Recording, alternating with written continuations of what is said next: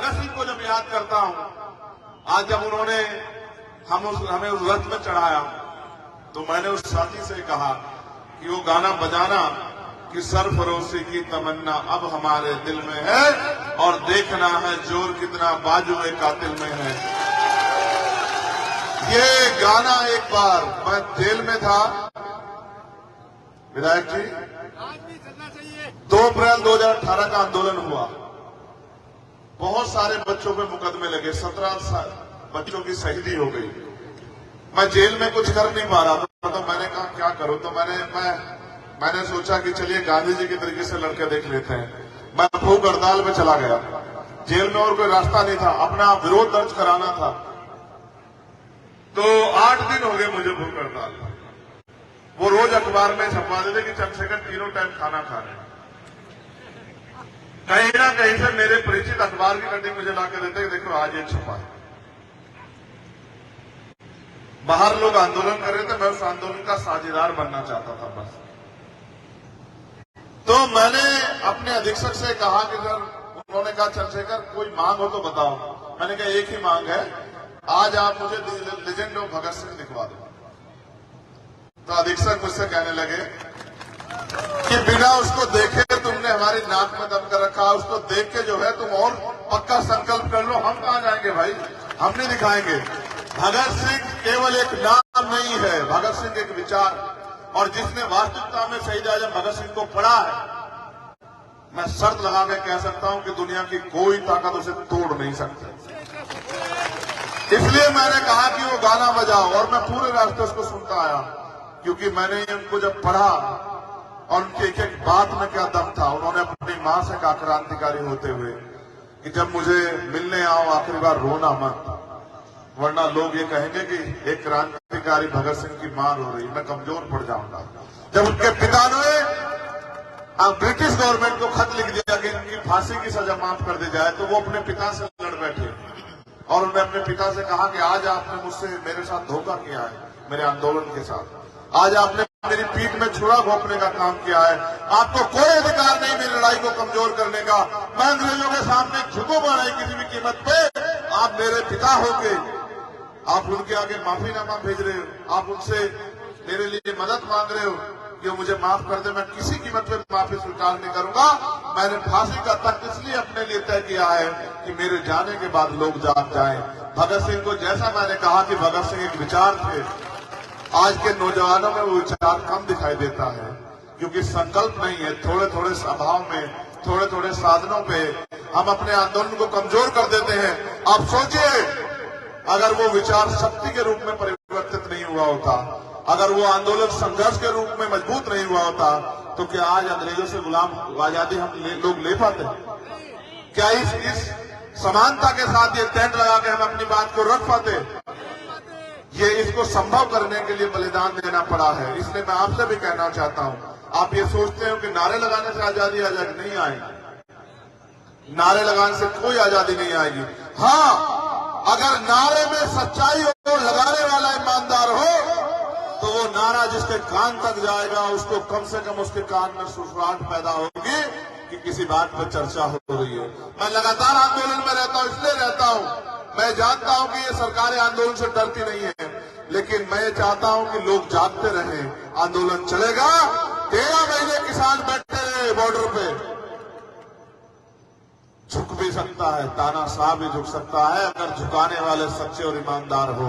आपके हौसले की दाद दूंगा किसान नेताओं। आपने देश के प्राइम मिनिस्टर को बता दिया कि लोकतंत्र में जनता से बड़ा कोई नहीं है। इसलिए मैं आपसे कहना चाहता हूं, मैं मध्य प्रदेश के बाद राजस्थान की यात्रा में आया, और एक आज जो बीता है मेरे ऊपर, मैं जब निकलता हूं अपने लोगों के बीच में, उनकी आंखों को देखता हूं, जब वो मेरे हाथों को छूते हैं, उनके एहसास को देखता हूं। हाथ का छूना एहसास बताता है कि उसके मन में क्या चल रहा है। जब वो मुझे छूते हैं तो ऐसा एहसास पैदा होता है कि वो बहुत उम्मीद लेके बैठे हैं मुझसे कि शायद चंद्रशेखर के जरिए हमारी जिंदगी में बदलाव हो जाए। आज मैं जब आपके प्रोग्राम में आ रहा था, मैं कह रहा था रुकना मत, कहीं देर हो जाएगी। देर हो भी गई, लेकिन एक जगह ऐसी स्थिति आई ककहरी है कुछ ऐसी एक जगह पड़ती है, वहां 150-200 महिलाएं, हमारी माए बहनें बिल्कुल गाड़ी के सामने खड़ी होगी और कहने लगी कि उतरना पड़ेगा। अब मैं नौजवान भाइयों को तो समझा लेता हूं, डांट भी लेता हूं, लेकिन माओ के आगे क्या कहता। तो मैं उतर गया और उतरने के लिए जैसे मैंने गाड़ी खिड़की खोली तो एक माँ ने मेरा हाथ पकड़ लिया, कहा कि वहां चल।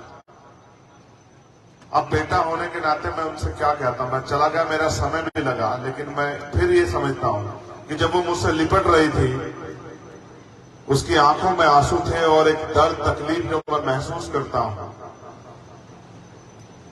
कि भले ही मैंने उसकी कोख से जन्म ना लिया हो, लेकिन मैं मानता हूं कि उसने मुझे बेटे से ज्यादा प्यार दिया। जिस बेटे को वो कोख में पाल के पैदा करती उससे ज्यादा, और जाते जाते भी वो पगड़ी मेरे सर पे रख के गई, जो पगड़ी मैंने उनको दे दी थी, कहने लगी कि बस हमारा ध्यान रखना, भूल मत जाना। उनकी ये बात मेरे लिए एक सीख भी थी कि बहुत सारे लोगों ने उनसे बहुत से वादे करके उनको भुला दिया है, बहुत सारे लोगों ने उनकी भावनाओं के साथ खिलवाड़ की है, बहुत सारे लोगों ने उनके साथ धोखा किया, बड़ी बड़ी बातें की और फिर अपना मतलब निकाल कर चलते बने। ये समाज बड़े लंबे समय तक ठगा गया है और इसलिए समाज में जो है ये आदमी को बहुत देर तक देखता परखता है, फिर फैसला लेता है। मैं आपसे पूरी जिम्मेदारी से कहना चाहता हूं, अभी मुझ पे गोली चली, गोली इसलिए चली क्योंकि यहां नेताओं की जबान बंद रखने के लिए सरकार के पास सरकारी मशीनरी है, सीबीआई है, ईडी है, इनकम टैक्स है, एनआईए है, झूठे मुकदमे, जेल है। और मेरी पहचान ही इस बात से है कि मैं जेल से नहीं डरता, मैं मुकदमों से नहीं डरता। और मैं एक प्राइमरी स्कूल के हेडमास्टर का बेटा हूं, मैं अपनी ताकत को समझता हूं। और क्योंकि मैंने आंदोलन देखे, आंदोलन को विनाश होते देखा, आंदोलन को विचारधारा को बदलते देखा, बड़े बड़े दल को बहुत डाउन होते देखा, तो मैंने ये भी एहसास किया कि किन कारणों से आंदोलन कमजोर होते हैं। उन सब चीजों से मैंने सीख ली है, इसलिए मुझे रोक पाना इन हथकंडों के से आसान नहीं, इसलिए मेरे ऊपर गोली चलाई। आपका प्यार आशीर्वाद था कि मैं आपके बीच में हूं, लेकिन मैं फिर आपसे कहना चाहता हूं, एक गोली नहीं 1000 गोली भी अगर चलेंगी और जब तक मेरे शरीर में लहू का आखिरी कतरा रहेगा, मैं पूरी ईमानदारी से इस गुलामी की बेड़ियों काटने के लिए लड़ता रहूंगा। मैं इसको आजादी अभी नहीं कहूंगा, आजादी तब होगी जब गरीब को भी अमीरों जैसे अधिकार और स्वाभिमान सम्मान का जीवन मिलेगा, जब हर घर खुशहाल होगा, नौजवानों के पास आगे बढ़ने के रास्ते होंगे, अच्छी शिक्षा होगी, रोजगार होगा, अच्छा बीमार होने पर अच्छा इलाज मिलेगा, सुख सुविधाओं का जीवन होगा।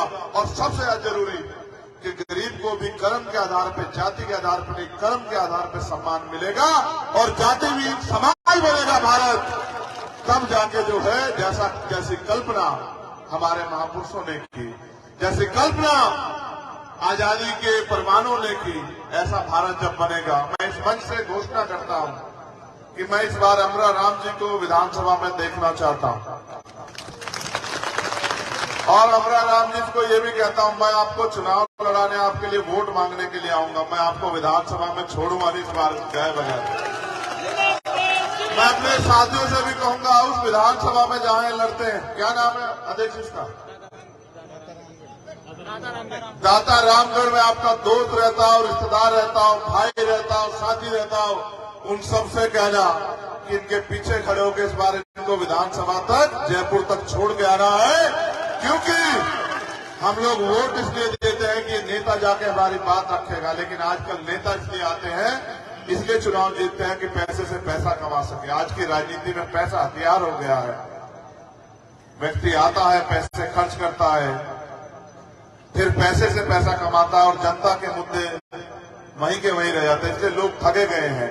मैं अपने लोगों से भी कहूंगा, वोट का अधिकार गुलामी से मुक्ति के लिए मिला है, वोट का अधिकार बेकदरी के लिए नहीं मिला है। और राजस्थान में क्या हाल है, 2 अप्रैल 2018 आपने देखा, और केंद्र की सरकार क्या कर रही है आप देख लो, धीरे धीरे संविधान को खत्म करने का काम कर रही है, धीरे धीरे संविधान के मूल उद्देश्य को कमजोर करने का काम कर रही है।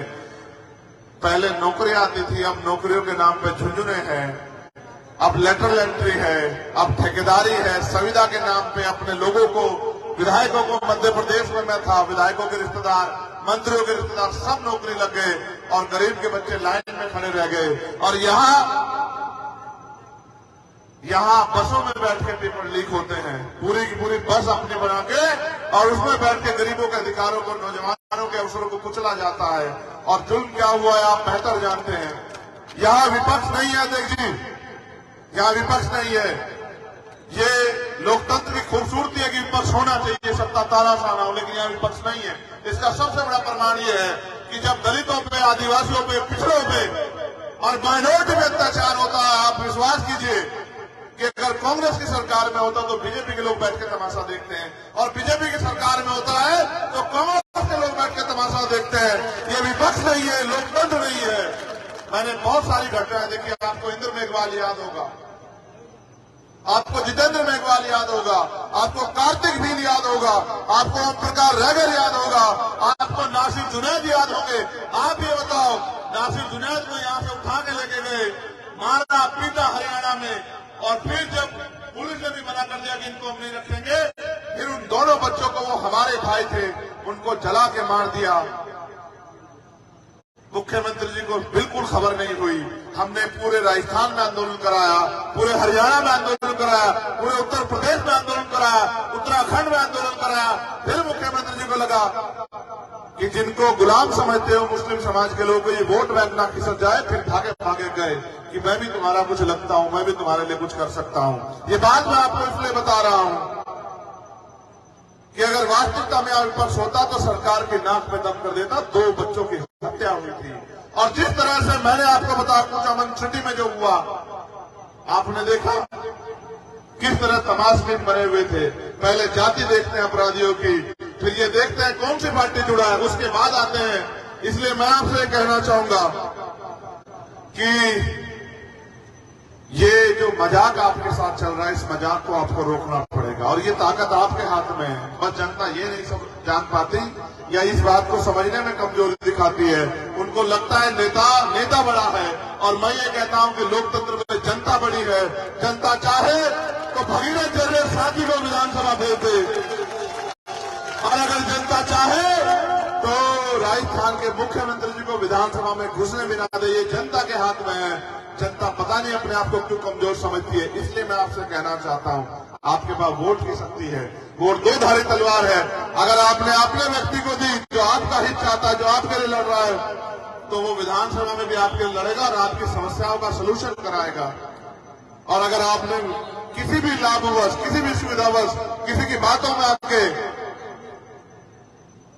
ऐसे व्यक्ति को दे दी जो विचार से भी आपके साथ ना हो, व्यक्तिगत भी आपके साथ ना हो, कुछ ही समय का मित्र हो, तो फिर 5 साल रोने के लिए, चिल्लाने के लिए, तड़पने के लिए तैयार हो जाओ। अगर आपको अपने 5 साल के भविष्य का फैसला करना है तो अगले 2 महीने मेहनत करो, एक वोट को तैयार करो, वोट को संगठित करो, और एकजुट होके अपने अधिकारों के लिए वोट दो। फिर देखो आपकी जिंदगी कैसे बदलती है। 52% पिछड़ा वर्ग